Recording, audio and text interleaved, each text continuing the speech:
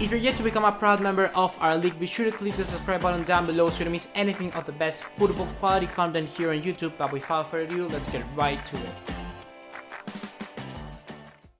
So what's going on, guys? ¿Cómo están? BugaLuis here and welcome you all back again to another transfer news and headlines. And today the first news of the episode is Aubameyang moving to China.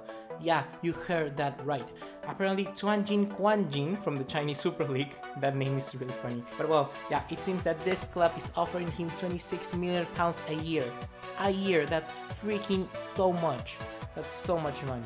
And the move that apparently is going to seal the deal is something around £71 million to Dortmund. So definitely both parties, I mean Aubameyang and Dortmund, are going to be very, very happy. They're going to be able to have a lot of money, and to be honest, it seems that Aubameyang may go here in my opinion because he's the sort of person who likes that extra piece of bling, of show off in his life. Because you can see his golden boots, he had a freaking glow in the dark hair. Did you see that video? It went viral. He had stars. He had that stars that glow in the dark. Yeah, that thing in his freaking hair. Glow in the dark hair. The first thing ever in Aubameyang. Yeah, that's completely weird. So I mean, he's that kind of person. He's that kind of person, that kind of player who just likes to show off his money. And yeah, I think Aubameyang could go there and actually be happy because of that. But for his football career, I think it's gonna completely go downhill. We saw as well Jackson Martinez. He was around 27, 28, where he moved to Atletico Madrid and went completely downhill and went to China, yeah, to Ganso del Grande. And Jackson Martinez was completely oblivious after that. Now it seems he's going to go to Mexico or something like that. So Jackson Martinez, they don't even want him in China. So Aubameyang going there, I don't know if he's going to be the best for his football player capability. I think he should move to Liverpool. Liverpool, we already know that Jurgen Klopp is interested in the player, that he's building a very, very fast counter-attacking team. They have Salah, Mane, Firmino, and Coutinho. Just imagine having Aubameyang and keep out Firmino, then put Aubameyang in as the main striker. You got at least like 90 pace in front three. So that's something very, very dangerous in my opinion.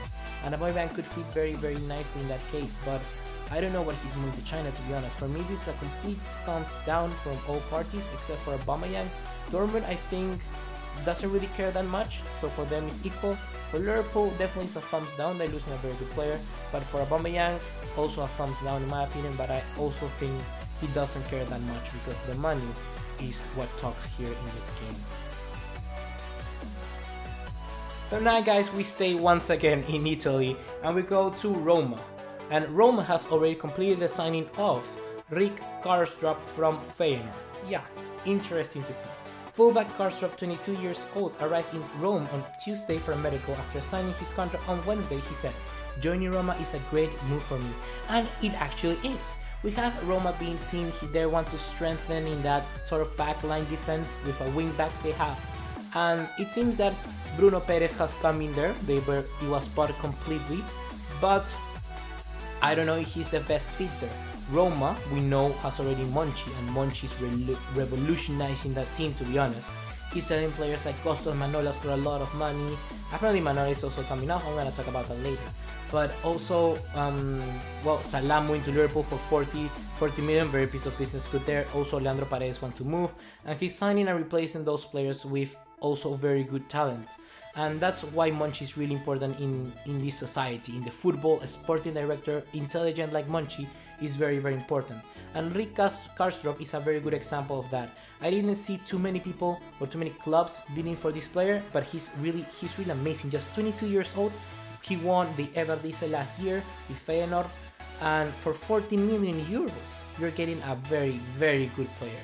Barcelona could easily come with this guy. This guy is fast, has good dribbling, good passing, but he's really, really strong. He's sort of like that bully who just comes in for the right hand midfield. He reminds me of Serge Aurier, but perhaps a little bit better behavior. And yeah, Rick Karstrup, very, very good move, to be honest. And I gotta say something really sad about, in my opinion, is that we know Florenzi had an injury that will let him play for around 1 year or something like that, or something more perhaps, and maybe even he won't return to football anymore. So in this case, I think this move sort of like suggests that perhaps Florenzi isn't going to come back in any time soon. And it's something really sad because Florenzi is a very, very good player. And I want to see Alessandro Florenzi back again on a Roma shirt playing soon. But with signing of Carlos Drop, I don't know if that may be the best option or probably going to be the best thing we're going to see from Florenzi in the near future. Okay, so it's quickly becoming a complete Italian transfer window move, or I don't know, video this episode, but I mean, we have so much news from Italy right now. It seems now that Chelsea are gonna swoop in for Costas Manolas. Costa Manolas left Roma, accordingly to Zenit, and then he snubbed completely his medical. He didn't want it to be paid on rubles. He wanted to be paid on euros. And that's his wage. The problem was not the amount of money he was going to be paid. He was going to pay, I don't know, a lot of money, definitely. The only thing was the exchange rate. He wanted to be paid in euros. The currency, the freaking currency was a problem. And he didn't even sign for Zenit. He just left there and left him hanging. And yeah, it seems now that Chelsea are wanting to buy Costas Manolas.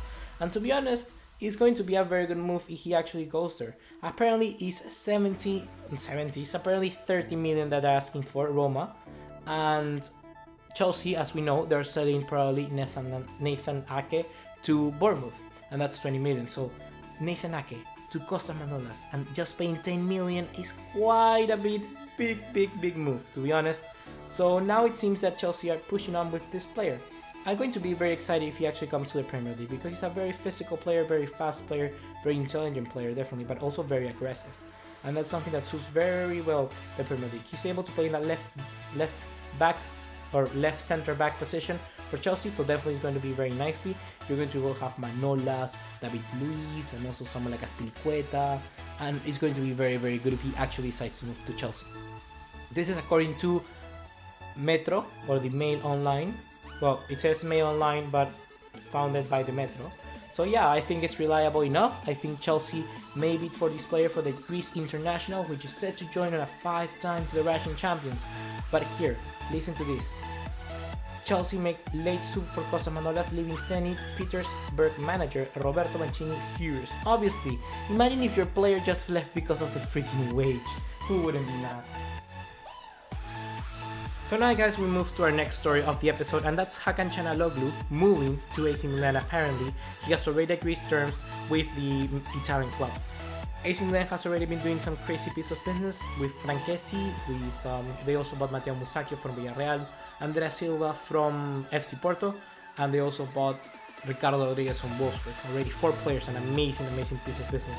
But some players that it seems that are coming as well here is Hakan Calhanoglu from Leverkusen. Yeah, it seems this way. We all know that the Turkish international served a ban of 4 years after some tricky business when he moved to Hamburg. And now it seems that, well, he's apparently moving to AC Milan.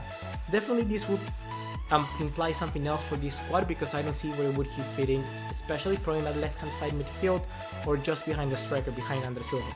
I'm not too sure, but apparently the move is around 23 million from Leverkusen moving here into Milan, and apparently it's a move that could happen. In my opinion, will be something very good for Milan and also very good for Calhanoglu. And we also get this, that according to ESPN, Leverkusen has already signed Richard Babedeus, something like that, from Montpellier, or Richard Badebu, I don't know his name, okay? He's Algerian. Please cut me some slack. But that guy from Montpellier is apparently moving to Leverkusen. So now Leverkusen has an extra piece of player there which they could sell. And that player is, well, Hakan Calhanoglu. In my opinion, it will be a very good move for AC Milan. It will be a very good move for Hakan Calhanoglu. But I have, for instance, this friend, which just doesn't like this sort of background that Calhanoglu could be in the club. But to be honest, I don't think that could influence that much into their playing style right now in the position. I think he may need to carry probably 1 month or 2 months trying to start again his career, start up the engines per se. But if he comes in for pre-season with the club, he's definitely gonna be he'll enter very simple.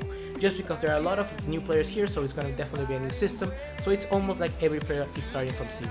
So it's something very good in my opinion. So another move that's happening to Milan is Fabio Borini to Sunderland. This is something very interesting, because why the hell would Milan be buying Fabio Borini? I mean, Fabio Borini has 26 years old, so it means he do have time to start up his career back again if he wants to do very nicely but I just don't see it, man. Definitely he's gonna be able to play a squad role. He's going in for a loan, I think, for around, the loan fees around 5 million or something like that. And it's gonna go to a loan move to AC Milan for just 1 season. So it means he's definitely gonna play a squad depth role. He's gonna be able to play the right hand side, left hand side, behind the striker, also as the striker himself. So definitely is something that Milan are going to need to do because they're in the Europa League. And if they really want to aspire for all fronts this season, they need squad depth. But they also already have players like Lapadula, very nicely player, I think is very good. Has Peruvian, I have to say. So Lapadula, why didn't you sign with the national team? He decided to play with Italy, and he hasn't even started 1 game. So yeah, in your face, Lapadula, you should have come to Peru. But well, Fabio Borini, 26, yeah, Fabio Borini, 26 years old, Sunderland. Very interesting move for Milan, but really, what can you say? He's Italian, he's gonna be very cheap.